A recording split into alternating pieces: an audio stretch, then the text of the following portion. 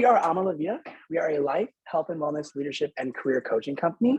And my name is Justice. I'm a relationship strategist here. And what that means is that when you schedule a time to speak to someone on our team, generally you'll end up on someone on my team's calendar, and we'll have a half-hour conversation where we dive deeper into your current situation, your needs, and your goals as you look to the future. And then we're going to make a recommendation of a coach or a team of coaches that are most appropriately suited to help you accomplish those goals based on that coach's backgrounds, their personalities, and what they can bring to the table skill set wise. So if anybody off the top of your head has something that you want to have a conversation about, or you want to get in front of the crowd, I'm going to go ahead and drop my consultation link right here. So you can feel free to jump on there. And anybody that comes to us from this event, you will get your first session free.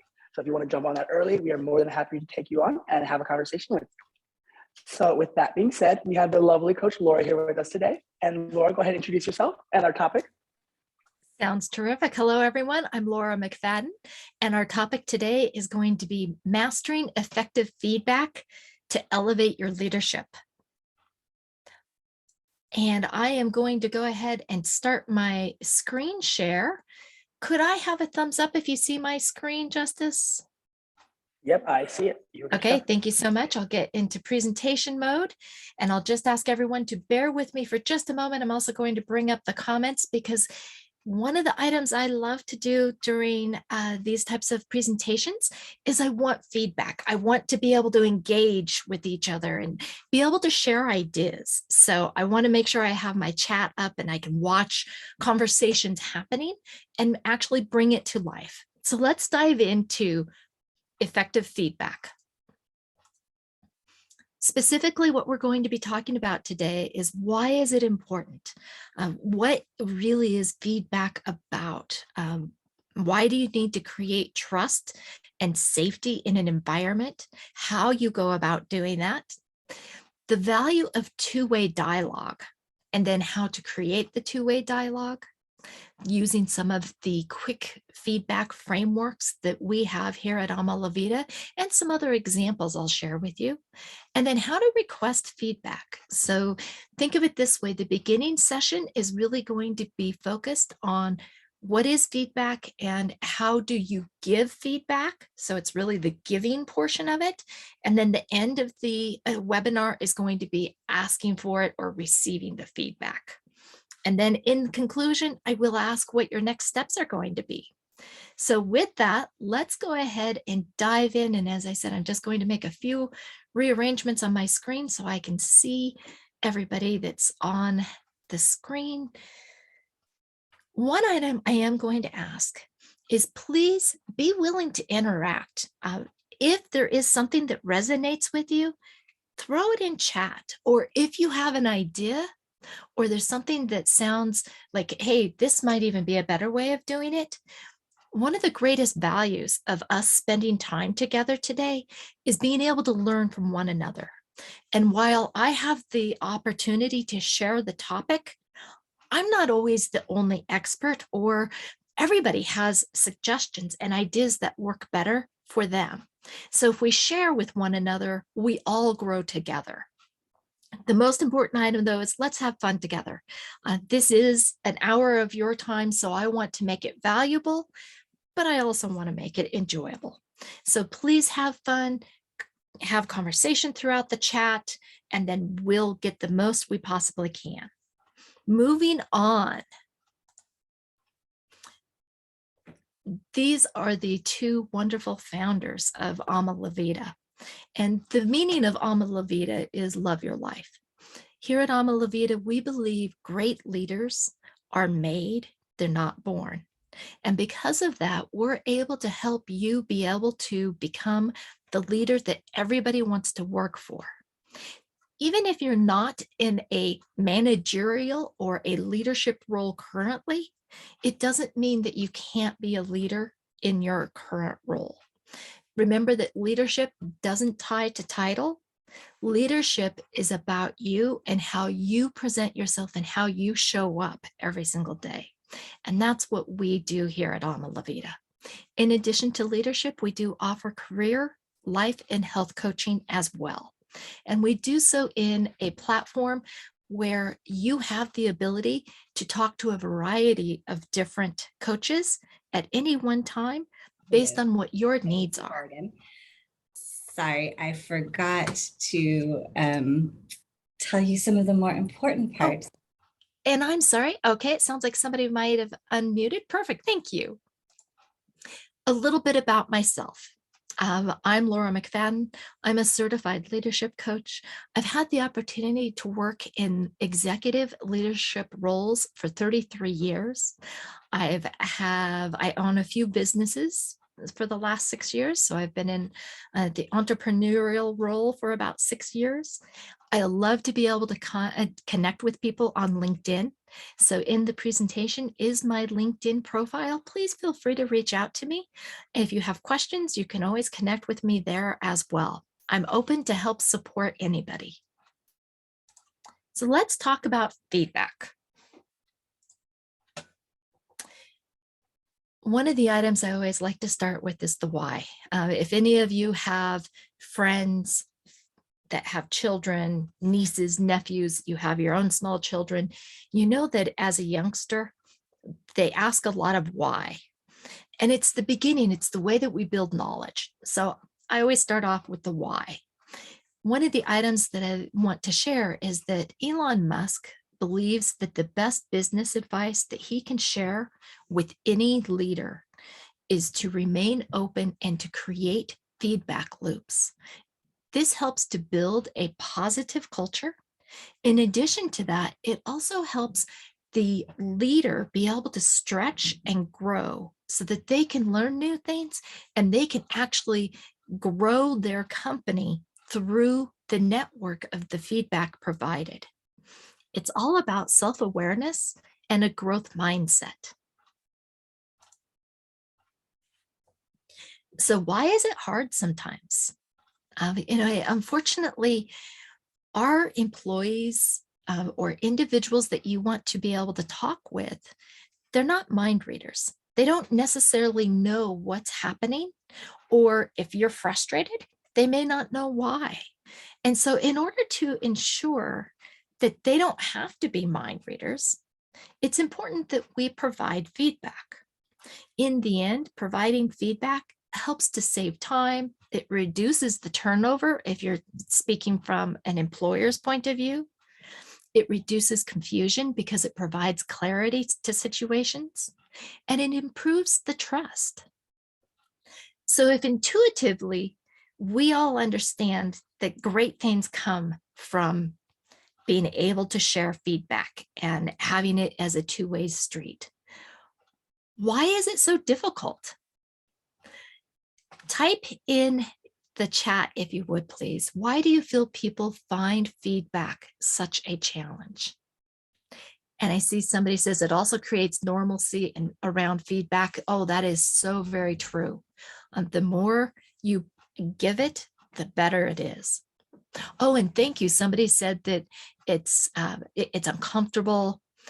Some people don't like to receive it. Sometimes people feel like it's judgy or you're being criticized. Fear. Oh, all of these are great input. Thank you, everybody. I appreciate the engagement. So as you said, the reason it's hard is because ultimately we all want to be liked. Even the most introverted individual wants to be liked by other individuals. And we want to be nice. We don't necessarily want to give somebody some constructive feedback because we don't know how they'll receive it. They might become defensive. And that's an uncomfortable situation for anybody. It's awkward. And sometimes as a leader, we justify that the situation really isn't as bad as we're making it out to be. Therefore, we can just ignore it. And then what ends up happening is it creates a pattern. So it's important to be able to do this. There's lots of reasons. You also added great reasons in there. However, in order to create the culture, an individual and leaders need to overcome this discomfort. And once again, this can be in your work life, it can be in your home life, it can be in your volunteer life. It can be with your neighbors. So feedback is everywhere around us. As I talk through this today, I am going to specifically be thinking or using terms of manager, leader, manager, employee, those types of terms. But please understand this, basically it goes throughout your entire life. So now that we understand why it's difficult, let's dive into what happens when we can do it right. A lot of great things happen when we're able to give feedback in a way that really resonates with the individual at the right time, right place. So for example, there's less mistakes. You're able to ensure that everybody is growing. You can increase creativity. Feedback doesn't just need to be one-on-one. Feedback can happen in group environments where we're reviewing what happened and we're trying to make processes better. The very last item I have on the screen is it creates effective data. This is one of the items that I feel is extremely important in today's world. You hear more and more about the need to analyze and have effective data. And normally when we think of data, we're thinking of the quantitative, how many widgets, those types of things. But providing feedback and being able to track the feedback provided also helps with data points, especially if you're in the role of manager where you may have to give evaluations. So it does truly help provide data regarding a performance, behaviors, items of that nature. So now that we know all about the great benefit of sharing feedback, let's dive into how to build a feedback culture. Some of the easiest ways in order to build a feedback culture is the basic model it. You need to lead the way. And once again, this doesn't necessarily mean you're the manager. Any employee can lead the way by modeling appropriate feedback. Ask for feedback from coworkers, from your peers, from your upline management. Make it something that happens across all angles. And I will just take a moment here. I apologize. You are hearing my dogs bark upstairs. The mailman has just arrived. And so they are letting me know that mail's being delivered, and more importantly, Amazon packages are being delivered. So I do apologize. They will stop as soon as they leave. The other area that you can use to help build a feedback culture is what I call an after-action review. Sometimes individuals may call this a postmortem, but basically it's a process where you're asking for feedback regarding a situation, a project, an outcome of something from the entire group with the desire to be able to make things better in the future. Remember, it's important to possibly celebrate some of the successes. So with appropriate permission, if you've provided feedback to somebody and they've been able to grow because of it, sharing that will help others feel comfortable with receiving feedback. Always make sure that you ask permission before you share things of that nature, though. Or more importantly, maybe have that individual share the situation, because it will even be more meaningful to everybody that you work with if it comes from them as opposed to you. The other item is make sure that you hold people accountable for giving and receiving feedback. It's something that it is uncomfortable. It is a challenge, but it can help the organization and the individuals grow so much by being able to be open to giving and receiving this type of feedback. So let's move into the next important phase of being able to build this culture of feedback, and that's creating trust and creating psychological safety. The Center for Creative Leadership defines psychological safety at work as a quote, a shared belief held by members of a team that others on the team will not embarrass, reject, or punish you for speaking up. So if we use this as the basis of what does an environment of trust look like and feel like, what are some ideas that you have on how you may be able to build this environment where individuals are willing to share and they know that it's okay to do so? I'll wait for a few moments while you're typing into chat some ideas you have. And in the meanwhile, I do see somebody had said that they regularly do ask for feedback. Unfortunately, very few people actually provide it, and that is a true statement. They're not trained on it, and that's where creating a culture will really help. Label it as brainstorming. That's a fabulous idea. That way it's low risk.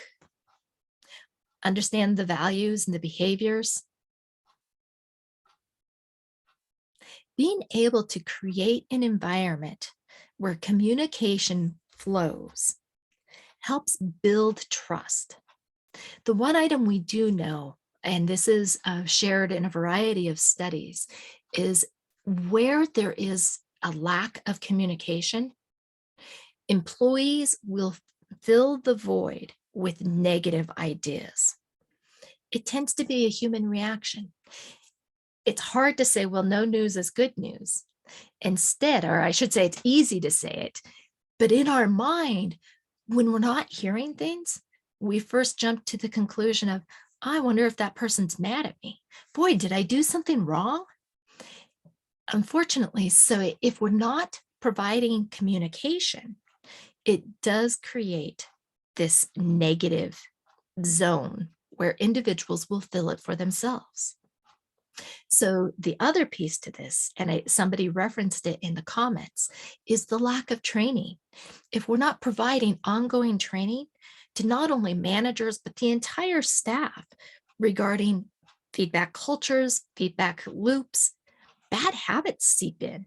And then during stressful situations, feedback comes out more as criticism or a personal attack instead of a concern and true caring. So how do we create this safety and trust in an environment? The first item I'd recommend is make sure that you're as transparent as you can be. Now, we all know that we can't share every single information, everything that we know with everybody. But do your best to be as transparent as possible with the information that you are allowed to share. This helps individuals not create that mental void or that mental negative thought process because they understand. In addition to it, even if you can't share some information, tell them, legally, I can't share this information with you. This is the part that I can share, and know that I am caring for you and I want you to know the details. And as soon as I can let you know, I'll enlighten you about all the details. The more that we share in that nature and make it transparent, the easier it is for individuals to trust us and know that we have their best intention in mind. Show respect.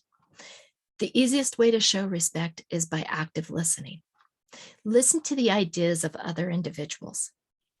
And more importantly, as a leader, sometimes we put it on our own shoulders that we feel like we have to have all the answers and we are the expert. Everybody's going to come to us. Everybody has ideas and everybody has abilities to be able to answer questions and be able to find the best solutions. And sometimes having multiple different input points actually creates a better end result.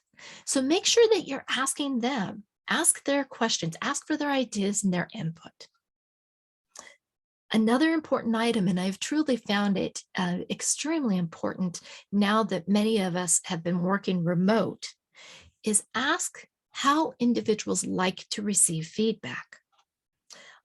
Sometimes it's very easy to misunderstand an email or a text because we're typing quickly. We may not realize the tone or the emotion that's going to be triggered by those words on a page or on a screen. Sometimes it's important to even just pick up the phone. The good old-fashioned telephone call can truly help connect an individual and help engagement. Also, though, meet the individual where they are. If they truly do like to have emails, use that as the first form of contact, but follow up to make sure that there's no misunderstanding. This is going to help create that trust and the safety needed. And more importantly, it creates a rapport between you and the individual, showing that you care. That brings me up to the very last one is you want to be able to show that you care. You're interested in them. You're interested in their growth.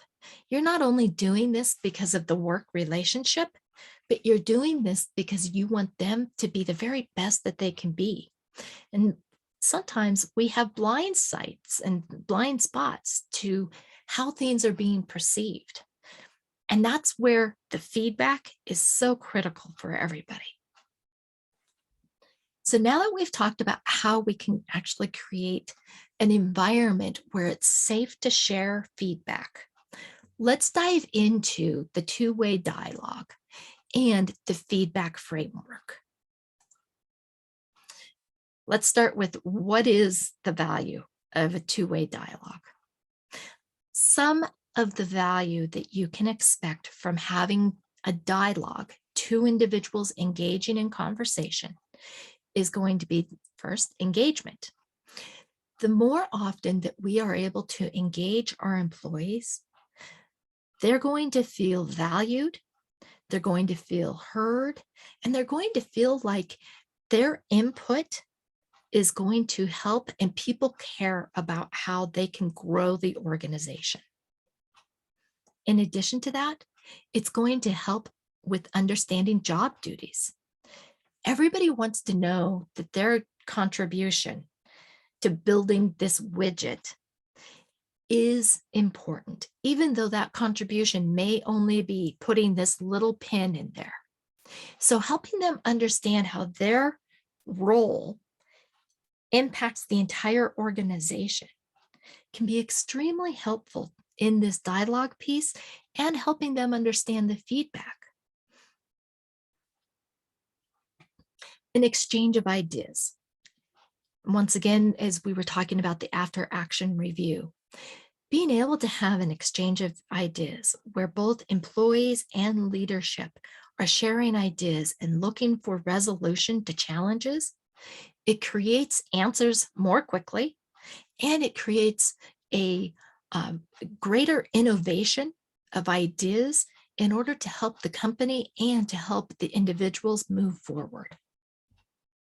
And then finally, when it comes to creating safety and building trust, the best way to do it is simply have a two-way conversation, asking for input, asking for feedback, and helping, staying consistent and helping the individual connect that information is critical to their growth, to your growth, and to the growth of the company.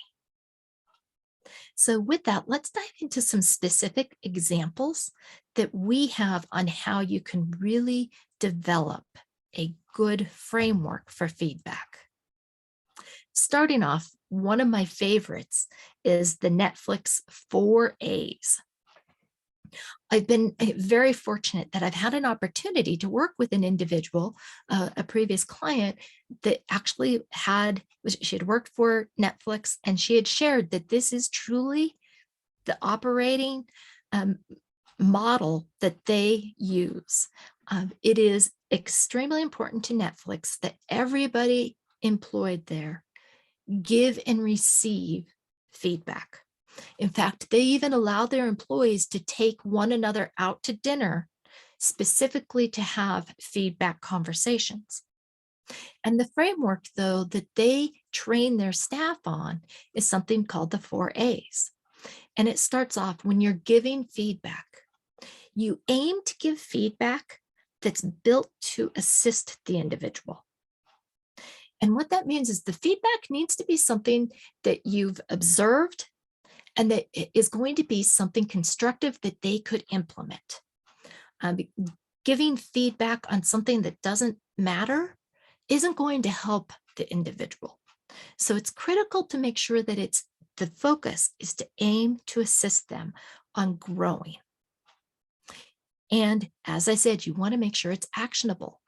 Make sure it's something that they can actually implement, whatever the suggestions might be.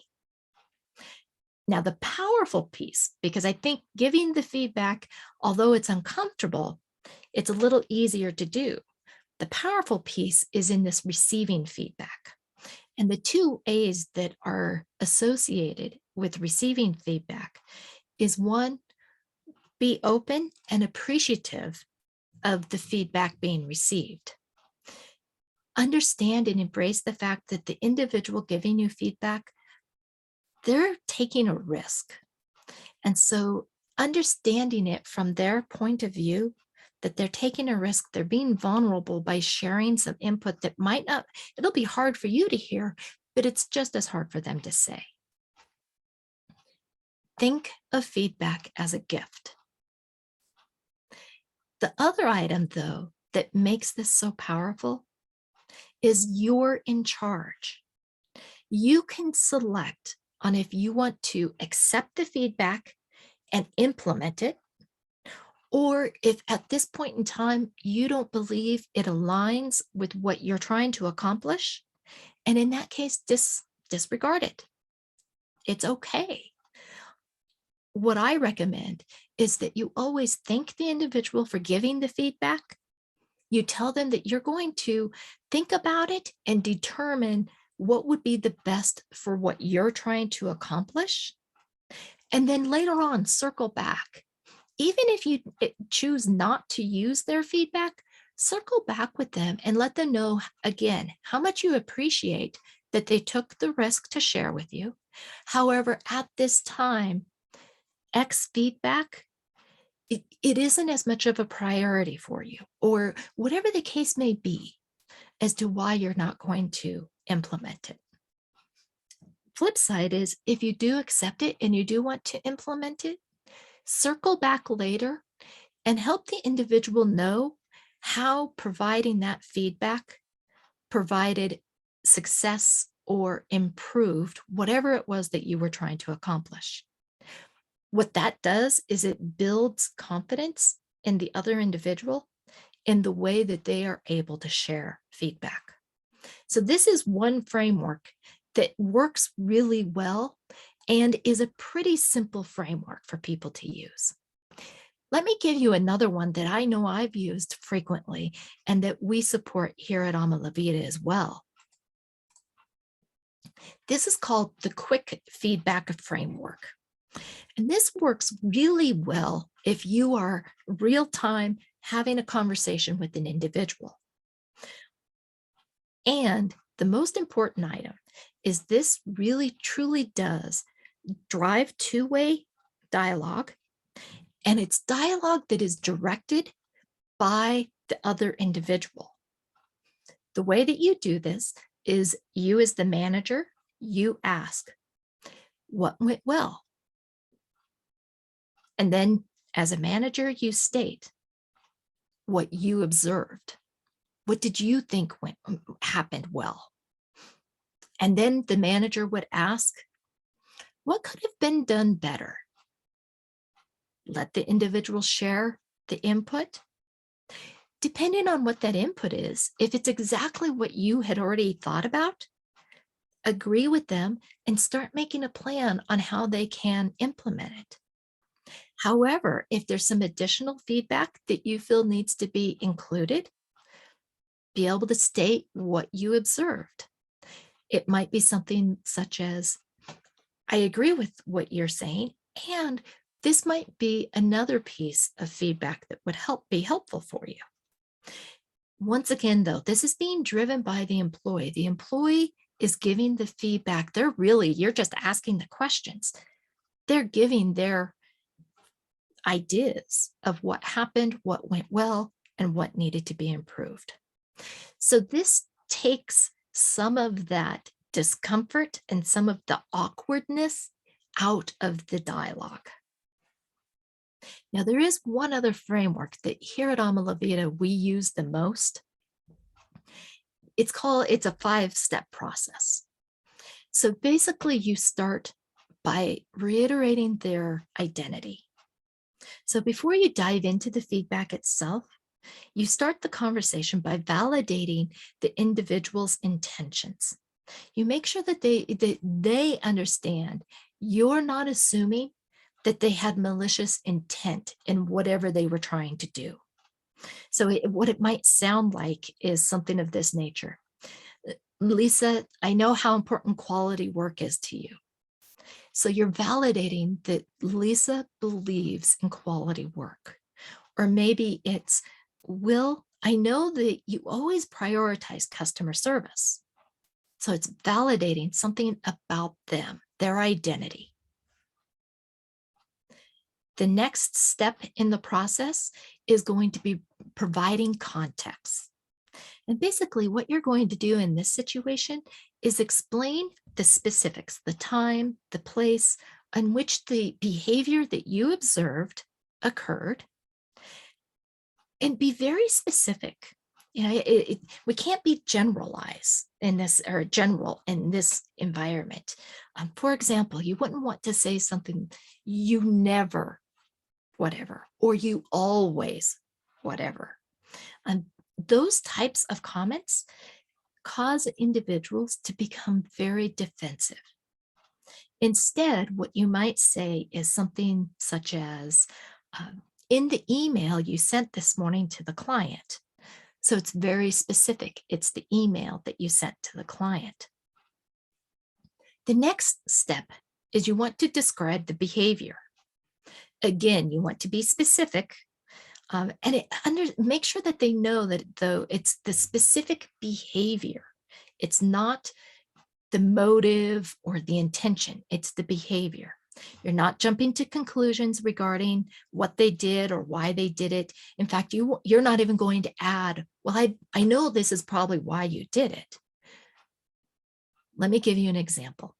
In that previous example, I just said, in the email you sent this morning to the client, you had a number of spelling and grammatical errors.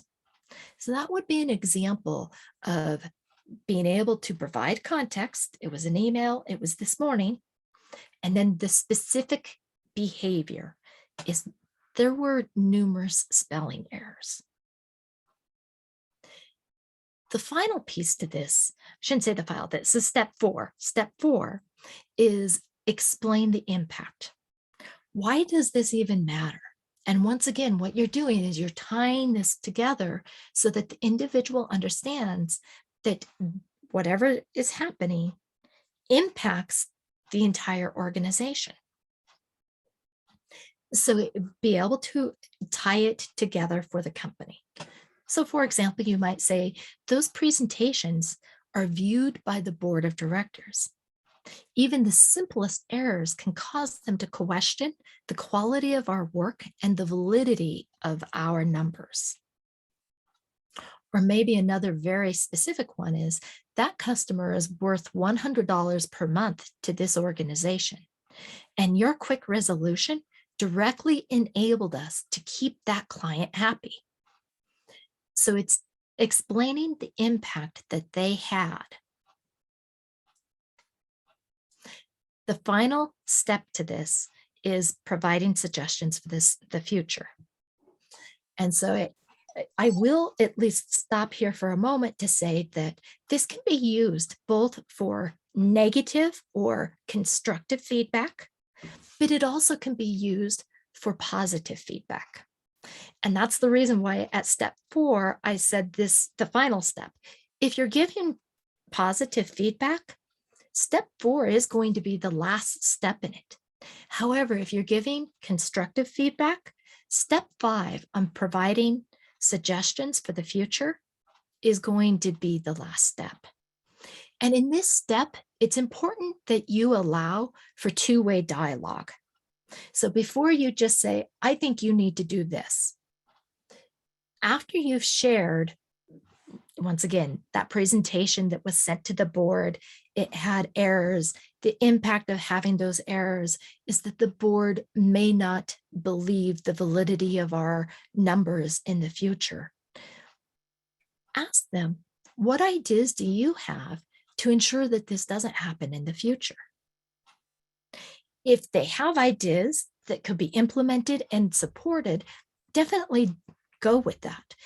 If they're stumped and they're not quite sure, that's when you can step in and maybe provide some input or some suggestions. Maybe what you could say is something such as, perhaps on next week's presentation, you can ask Tom to do a quick review or a double check before you submit it.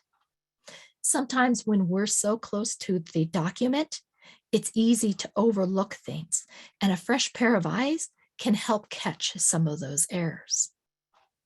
So feel free first to have an open dialogue regarding ideas to improve in the future. But then if there aren't any recommendations, provide some feedback here on how you can support them so that they can improve in the future. So let me put this all together, and I'm going to give you 2 examples. One example first is going to be a positive example. And it would sound something like this. So if I take all 5 steps, it would be, Edward, I know you always provide excellent customer service and you prioritize customer service for the organization. In the email you sent this morning to the client, you did a phenomenal job of addressing his concerns and providing a solution quickly. That customer is worth $100 a month to this organization, and your quick resolution directly enabled us to keep the client happy and keep revenue for the company. I'm glad we now have a best practice in place for the future to address this type of situation. I'd love for you to write this up and share it with the rest of the cohort in order to ensure everybody understands the importance of this. So that's one way that you could use this feedback. One of the nice items is, as you heard me reading it, this is a simple way to also do it if you had to do a conversation via email. Now, hopefully you would be able to have this conversation on the telephone, over Zoom, what other options, just so that there can be the feeling and the connection of trust and the desire to truly help the individual improve and be able to celebrate their successes. So the constructive feedback, it might sound something like this. Eva, I know how important quality work is to you. In your last 2 PowerPoint presentations, you had several spelling and grammatical errors. These presentations are viewed by the board, and even simple errors can cause them to question the quality of our work and the validity of our numbers. Perhaps next week, you can send the presentation to Tom before and ask him to do a quick review and a double check to ensure that there are no errors. Sometimes when we're too close to the document, it can be challenging to pick out the errors. Having a fresh pair of eyes review it will help catch those. How does that sound to you? So as you can see in that example, we're able to use the 5 steps to provide some critique, some criticism, or I'd prefer to call it constructive feedback regarding a specific behavior. And by doing so, it's going to take away some of the defensiveness that an individual may feel. So let's talk. Now that we've had a couple of ideas on different types of frameworks, different types of feedback, put in chat if you have any ideas or best practices that you've used on how to use feedback tools. While we're waiting for people to put in chat, I do want to give you one example I've had. And the example I did is very specific to some of the managers that I've worked with. And it was to ask them to put on their desk 7 pennies. And what we were trying to do is build, once again, the feedback culture. So I asked them to put 7 pennies on their desk. And every day, when they provided positive or constructive feedback, they could take one of those pennies and put it in the drawer. And the goal was by the end of the week, all of those pennies should be in the drawer. What it did is it gave a very visual reminder that feedback should be happening almost every day. Feedback isn't something that just happens when it comes to review time for employees or other types, or when there's an argument. Feedback should be happening and occurring on an ongoing basis. And so the 7 penny idea is just a visual reminder. I see somebody said create a feedback form with standards on implementing programs, trainings, and meetings. That's a fabulous idea. I'm a huge Google document believer, so I love that recommendation. It also helps be able to keep a running log of the feedback that you're giving to individuals, so that when and if you do have to give an evaluation, you have all your documentation right there. Let's see here. There was another example, and let me get back up to it real quick. Somebody else used the penny idea, moving it from one pocket to the other pocket when positive feedback was provided. Awesome. Andy, I'm great. I'm so happy to hear I'm not the only one that had that idea. Thank you. So let's move on now. Up until this point, we've talked a lot about how to give feedback. Let's talk about the other side of that and how to request and receive feedback. Because once again, we've been talking in the leadership role, we can give feedback all the time, but it's so critical for us to have feedback as well. And we want to be able to ask everybody to provide feedback, both up level, to the side, our peers, and from those who are our direct reports. How do you go about doing it? The easiest way to do it is focus on ensuring that feedback is a constant, that every opportunity, there are times to provide feedback. Make sure that you role model it. And what that means is ask for the feedback. Ask your staff to provide feedback. And I know earlier somebody had said that they ask all the time, and yet many times they don't receive the feedback. And that's the truth. Many times people, they're not used to having people want the feedback. The more often you ask, though, they will soon believe and understand the reason that you're doing this is so that you can become better. Make sure that you have a growth mindset. Make sure that you're always wanting to learn. Do it from a place of curiosity.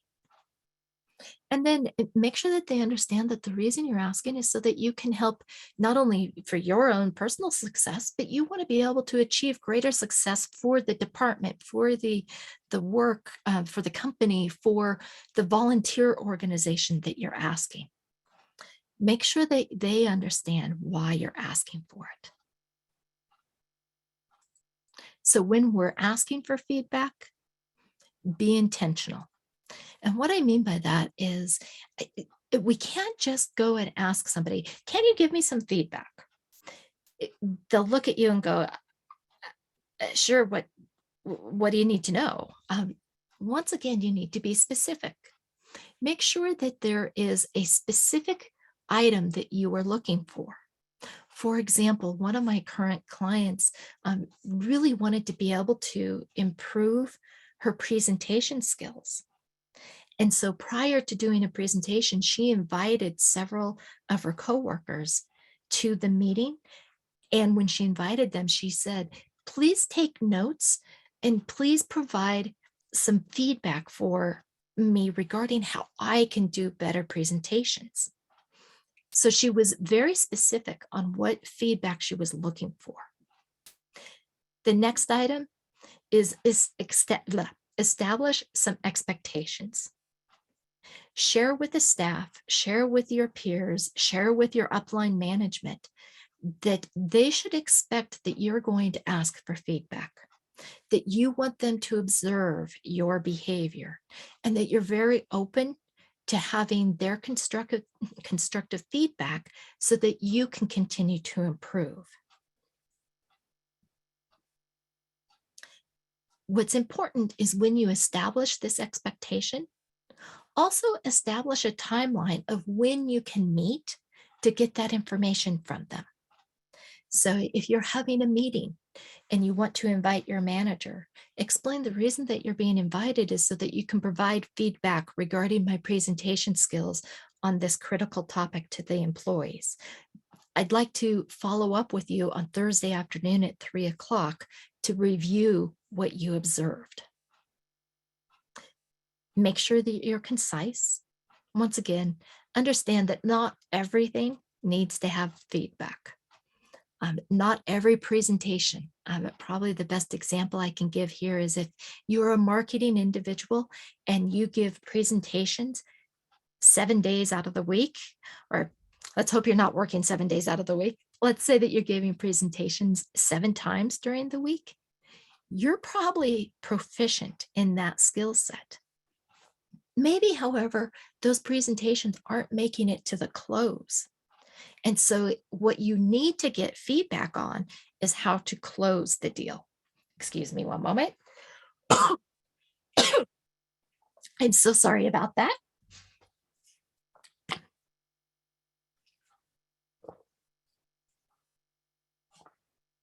Now, when people do give you feedback, the next aspect, excuse me, I'm sorry about that. The next aspect is make sure that you're listening with an open mind. Make sure that you remain in a neutral type position. So if it's face-to-face, don't cross your arms, be neutral, and understand that the feedback you're hearing, you get to make the choice on if you accept it or you discard it. Because of it, take it in as a gift and you get to choose what to do with it. All of us become emotional. All of us do get defensive. It's okay. And it's okay to experience that. Let the feeling come over you and then let it go and really listen to what they're saying. Excuse me one more moment.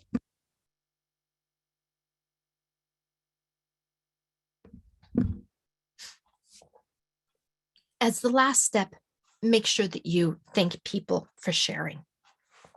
It takes a lot to be able to share. We started off by saying, why do people not provide feedback?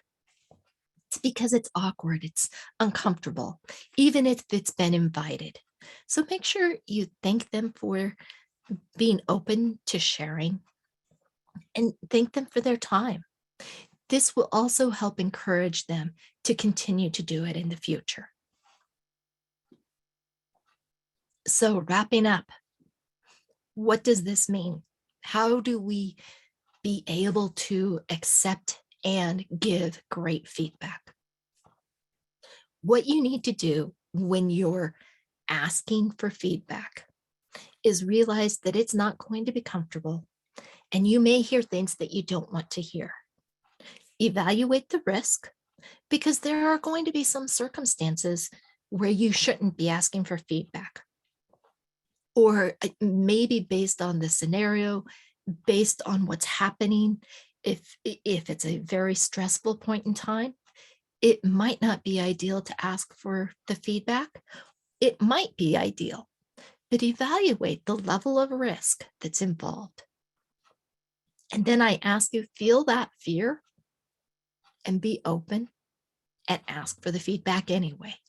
We all are aware of the fear and the uncomfortableness that will come from feedback, but accept it as a gift. And then determine what the next steps will be for you. How do you plan on using this feedback? Are you going to implement it, or is it something that you want to put on the back burner and give more thought? Be reflective when you receive that feedback. So what I'd like you to do is put in the chat, what ideas do you have to help be vulnerable and ask for feedback?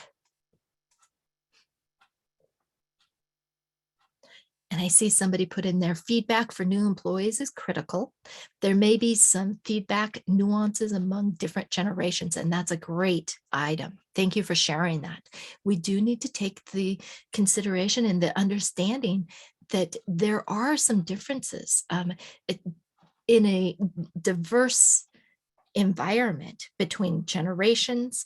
It is going to be difficult. We also, considering we are a global world, we are working with all kinds of different cultures, and we need to understand and respect that feedback in different cultures could mean something different. So it is important to be able to take that into consideration. I do appreciate somebody said be specific. That is key to it. If it's your first time asking for feedback, ask someone you really trust to set it up for the first time success. Brilliant. I love that input because it's scary on both sides. So do make sure that you do it with somebody that you trust. Often review the rules related to feedback being welcomed and how to do it. That's true. Share that expectation up front. So let's talk about the next steps. At this point, what I want you to do is think about how are you going to use what you've learned today in the past 50 minutes or so that you can get as much value in this time that we've spent together.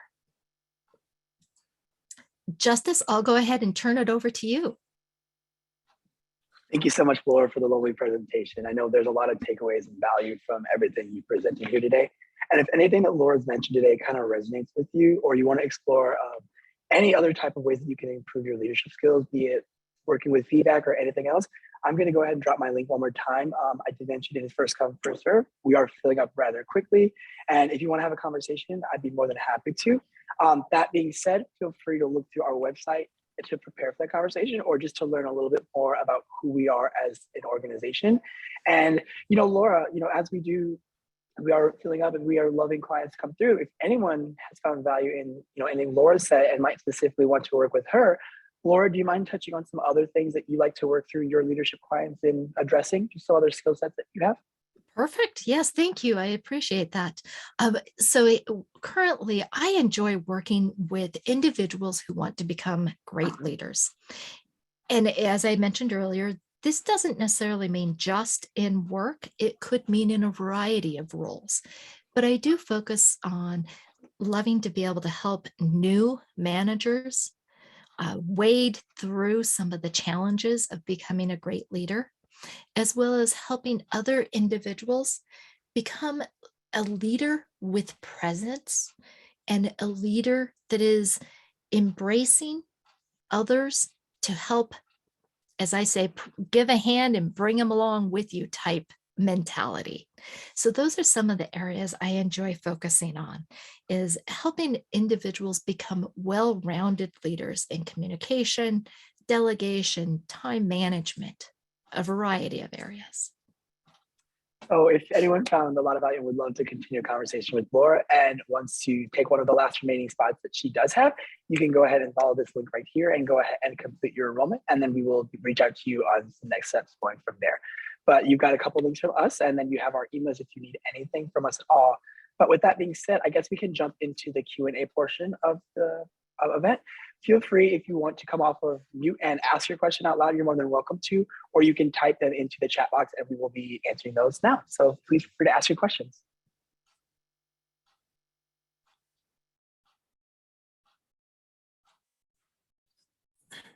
My camera's not working. Can I ask a question, Laura? Of course, please. Yeah. I put it in the chat, but the notion of note taking, you want to be attentive to each other, but you also want to capture notes so that you can follow up. Can you speak to note taking during the session and also reusing them to recap or even review the next time out to see where you've made any movement or progress? Terrific question. Yes, I can definitely speak to that. I almost always, in all of my client meetings, I tell them I'm a huge note taker. I'm old fashioned. I do it by book. And when I am giving or receiving feedback, I actually do share that I'm going to take a few notes. The reason I'm going to take a few notes is because it's important to me to be able to capture this information so that both of us can become better at whatever the scenario is. And then, as you said, if I'm giving the feedback, once we're done with the conversation, I always like to have a recap email, just recapping what my notes were. Here are the different things that we shared. Your recommendation of doing XYZ to improve the process is a fabulous idea. And I like that you said you would start doing it starting on Friday. And then let's have a follow-up meeting next week in order to make sure that there's other resources you might need, or if there's any challenges you're facing. So that's how you can use note-taking. And once again, it does go back to just being transparent right up front. I take notes because I want to be able to capture everything that's important. Did that answer your question? Yes, it did. And how about on the receiver's end? Do they do this? Should you encourage the same? Yeah. Definitely. Great. Thank you. You're quite welcome. Thank you for asking. Laura, we have a question in the chat that says, are there any definite don'ts that you recommend around the models you propose? The biggest don't that I would recommend is jumping to conclusions or thinking in your mind that you are certain the reason they're doing XYZ, whatever the behavior is, that they're doing it because they're mad at you, they're doing it because they didn't like the process, or they're doing it because they said they weren't going to like this new way of doing something. It's extremely important to stay very open. And I will tell you that naturally we're going to jump to conclusions. It is unfortunately one of those horrible things, and I shouldn't say horrible things, but it is part of what humans are about.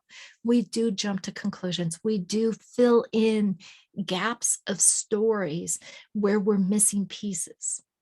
But what I ask you to do as a leader in order to have effective feedback is remove those pieces of the story that are being filled in just by your perceptions. And that's where you can really bring the best questions in order to clarify really what's causing this. And then by doing so, you'll be able to get to the root cause and be able to resolve it easier. I hope that answered the question. Okay, we have another one that says, any suggestion on working with very young employees? We have a lot of college students and first-time employees, and soliciting honest feedback from young employees is much more difficult because they're not as comfortable or confident as more experienced colleagues.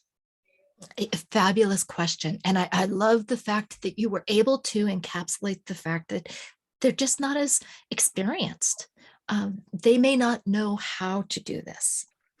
And so this is where the piece of providing expectations up front, sharing that it is a feedback culture, and that this is how feedback is given or received. And when it's received, this is how you can take it.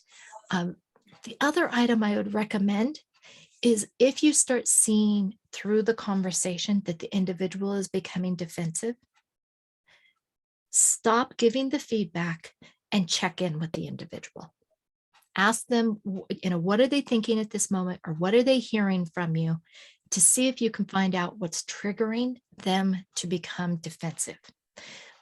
Because unfortunately, no matter how great we are at giving feedback, if the individual starts to become defensive, they're not going to hear it from the perspective that you're trying to give it, and that's giving care and wanting them to improve.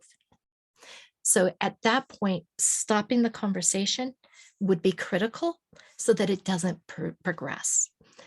With newer, as you were saying, college age kids, I call them children. Sorry, my children are in college age, so that's why I call them children. Sorry, that slipped out.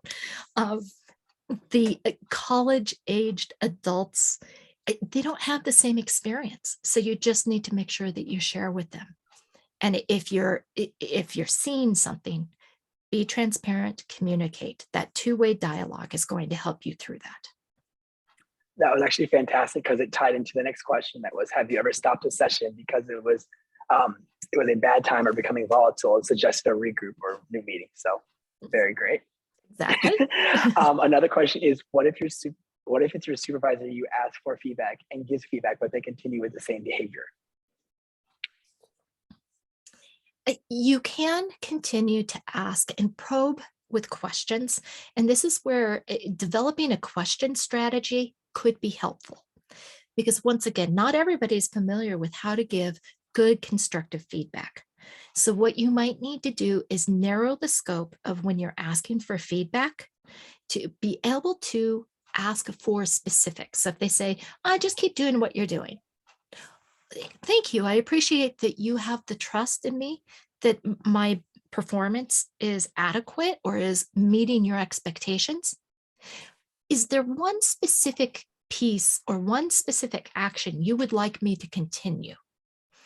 In asking it in that way, it's at least narrowing it down so that the individual will know, oh, well, I only have to give one idea. And that is all the questions we have in the chat. Does anybody else want to come off mute and ask a question, or is anybody else typing one still? We have a couple more minutes left. We can take a few more. How can one tie in referring someone to coaching or mentoring? How can one tie in referring someone to coaching or mentoring? Excuse me. So when you're having a feedback session, if there needs to be some additional coaching or if there needs to be some mentoring happening, that would be when in the 5 steps, if you needed to make a suggestion or an idea, that's when you could tie it in. And it would be something such as this. We've been talking about XYZ behavior.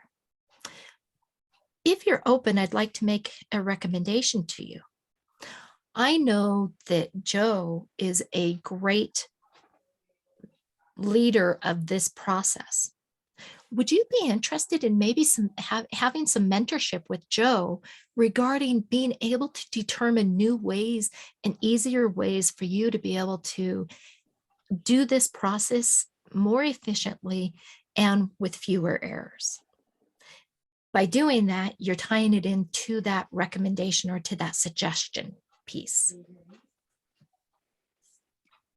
Does anybody else have any other questions for Laura while we have her here? And then if anyone was interested in signing up to work directly with Laura, that's a straight link to check out with us. And then just make sure you select Laura as your coach, and she'd be more than happy to take on some new clients. It's 2022, and I know we all have some goals. So we're happy that you all came here. And we have one more. Ever okay to give feedback when not requested? Yes. However, there's always a caveat to everything, right? First, I would find out what type of environment. Is it an environment where there is feedback is accepted? If you don't have that culture of feedback already in place, or let's say an example that I could use, a neighbor. Maybe you need to give some feedback that the neighbor keeps shaking all of his tree leaves onto your side of the yard. Just an example. Yes, you can give feedback when it's not requested. And the easiest way to say it is go back to a situation where you're using the 5 steps, identify with them, let them know that you're not making the assumption that they're doing this on purpose. However, this has been occurring This is when it's happening. What ideas do you have? Have you seen this? What do you think's causing it? And then what are the suggestions in order to improve it? So yes, you can, even if you're not asked or you don't have a situation where feedback is the norm, using those 5 steps will help you be able to achieve and give quality feedback. And then just so everyone's aware, the 5 steps, there's 2 resources that we sent out in the follow-up email as well. The 5 steps are listed there as well. So you will have that for your reference. And we have one more question. How do you respond to people who reject your feedback ideas about their behavior? The first item is to find out why are they rejecting. And once again, remember that one of the beautiful things about receiving the feedback is you get to choose if you're going to accept it or discard it. Now, from an employer's point of view, it may be something that is not an option. And once again, that comes through the communication, the dialogue, and the expectation piece. If it is something, for example, showing up on time, for many employers, they're expecting you, customers are there at that point in time, they need to show up right on time. That's an expectation. There's feedback if they're not showing up on time. And the request has to be that they need to show up on time. There's not a lot of flexibility there, but you need to be able to have dialogue, have that transparency regarding the expectation. I hope that helps. And then we did get one more question asking about if the video will be available to refer to others. All of our events are live on our YouTube page once they are processed. So I'm going to go ahead and drop the link here, but you can also find our YouTube page through just a simple Google search or from our website as well. So they are available for the public. But if there are no more questions, thank you so much for everyone for your time today. And we appreciate you all, and happy Thursday. And thank you so much, Laura, for the really informative presentation first of all. Of course, thank you all. I really had a wonderful time, and thank you for engaging. I hope you were able to take away some key points. Thank you so much, everyone, and have a great day. Take care. Goodbye, everyone.